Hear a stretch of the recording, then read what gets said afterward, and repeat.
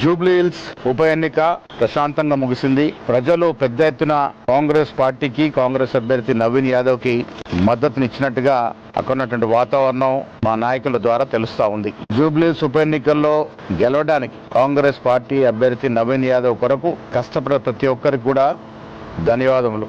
ముఖ్యంగా రాష్ట్ర ముఖ్యమంత్రి గారు రేవంత్ రెడ్డి గారు అనునిత్యం ఈ ఎన్నికని పర్యవేక్షిస్తూ అందరికీ సలహాలు సూచనలు ఇస్తూ ముందుకు నడిపించినారు.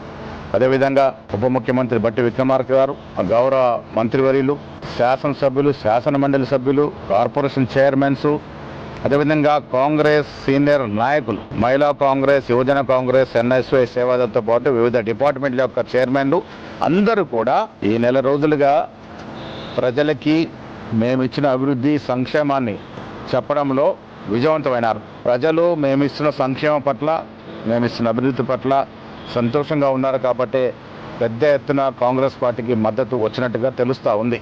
ఏది ఏమైనా మంచి మెజారిటీతో కాంగ్రెస్ అభ్యర్థి నవీన్ యాదవ్ గెలుస్తారనేటువంటి ఆశ ఉంది. ఇక్కడ కష్టపడ్డ ప్రతి ఒక్కరికి పిసిసి తరఫున ధన్యవాదాలు.